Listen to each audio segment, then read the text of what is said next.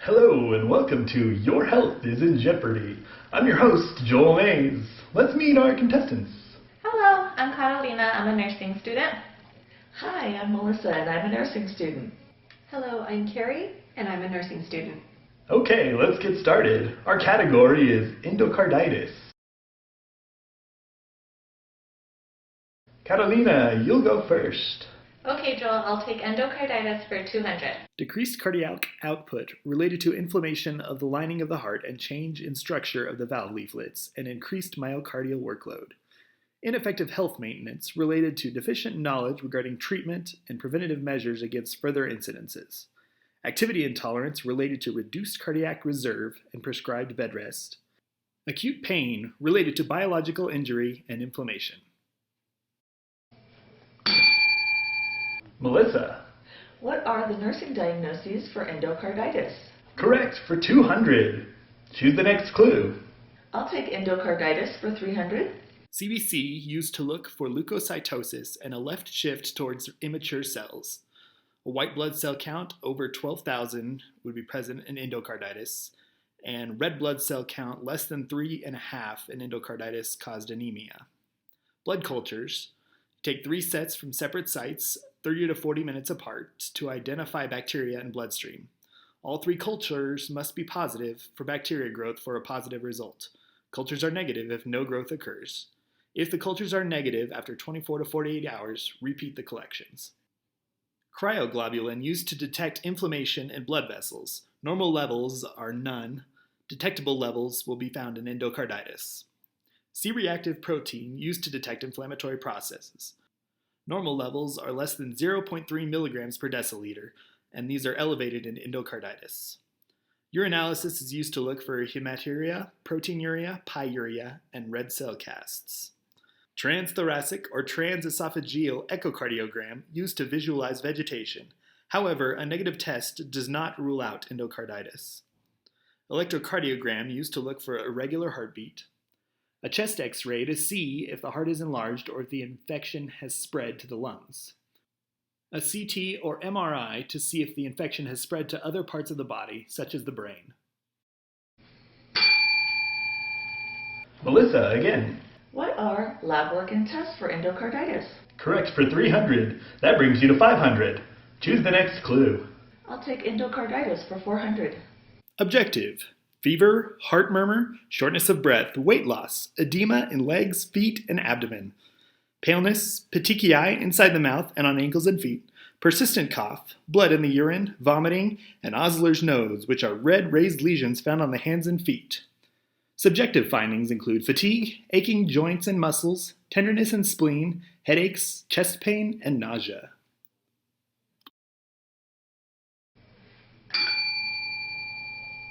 Carrie. What are clinical manifestations of endocarditis? Correct, for 400. Please choose the next clue. I'll take endocarditis for 500, please, Joel. Here's Rebecca with our next clue. The Merck manual states that infective endocarditis is infection of the endocardium, usually with vegetative growth of bacteria, commonly streptococci, staphylococci, or fungi. Although a healthy heart is relatively resistant to infection due to the constant blood flow, patients that have abnormal endocardium or have microorganisms in the bloodstream are more likely to develop endocarditis. Additionally, the Merck manual states that endocarditis usually involves the heart valves and is particularly prevalent in patients that have valvular abnormalities from previous infection or congenital defects, or have IV drug abuse history or are currently IV drug abusers. They have a much higher incidence of endocarditis. Melissa. What is the pathophysiology of endocarditis? Correct, for 500, bringing your total to $1,000. Please choose the next clue. I'll take endocarditis for 600, please, Joel. Potential complications include embolization related to the presence of vegetations. Small pieces of a heart lesion are lost to the bloodstream. Left-sided heart vegetation throws emboli to various organs, including the brain, kidneys, spleen, or limbs, resulting in stroke or infarct. The clinical manifestations related to embolus in the brain include signs and symptoms of a stroke, like changes in level of consciousness, unilateral weakness and or loss of motor function, aphasia, and facial droop.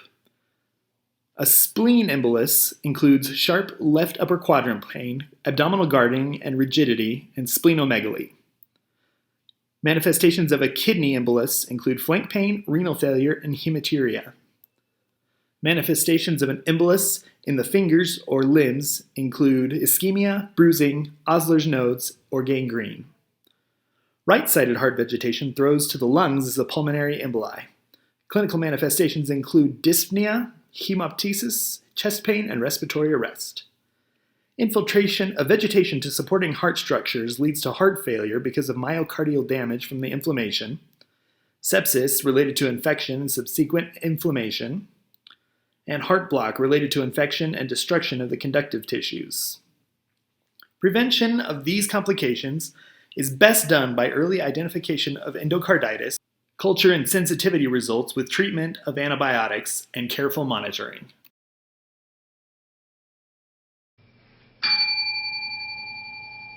Carrie. What are potential complications of endocarditis? Correct, for $600, bringing your total to $1,000. This brings us to our last clue worth $1,000. Antibiotic administration will be important, so IV access will be obtained upon admission. Frequent monitoring of vital signs will help keep a log of any abnormal results. Continuously monitor IV site for patency or any complications like phlebitis. Monitoring laboratory data will help determine antibiotic effectiveness. Administer antibiotic. Respiratory manifestations include tachypnea and crackles. Cardiovascular manifestations include arrhythmias, new murmurs, S3 or S4, and retinal hemorrhages. For patient teachings, tell the patient to avoid people with respiratory infections or infections in general. Instruct patient and caregiver about the importance of monitoring temperature for infection signs. Teach patient and caregiver how to recognize signs and symptoms of a stroke, pulmonary edema, and heart failure. Instruct the patient to wear elastic compression stockings, perform range of motion exercises, and deep breathe and cough to prevent problems related to immobility. Explain to the patient the relationship of follow-ups, nutrition, and early treatment of colds to maintain health. Treatments. Patients will initially be hospitalized for treatment with antibiotics and to accurately identify the organism. Evaluating the effectiveness of antibiotic therapy with subsequent blood cultures will be necessary. If the subsequent blood cultures return with positive results indicating the initial antibiotics selected are incorrect, modification will be done. Prophylactic antibiotics will be administered to target patients if they have a diagnosis of congenital heart disease, a history of infectious endocarditis, a prosthetic heart valve, prosthetic material used to repair a valve, or a cardiac transplant. The following conditions or procedures require antibiotic prophylaxis: oral dental work involving the gums or roots of teeth, a puncture of the oral mucosa, extractions, implants, or teeth cleaning with expected bleeding, respiratory tract incisions, a tonsillectomy, and an adenoidectomy.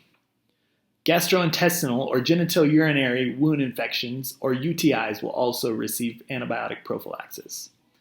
If there is a fungal infection in the endocardium or prosthetic valve endocarditis, antibiotics will respond poorly to this infection. In this case, an early valve replacement and prolonged antibiotic administration of 6 weeks or more is recommended. Bed rest is always recommended, although patients can ambulate ad lib. If the patient has a persistent elevated fever, it is recommended that they stay in bed. Common side effects of treatment. After early valve replacement, there will be an expected persisting fever lasting several days. Antibiotics may not be effective. Misdiagnosis of infection location.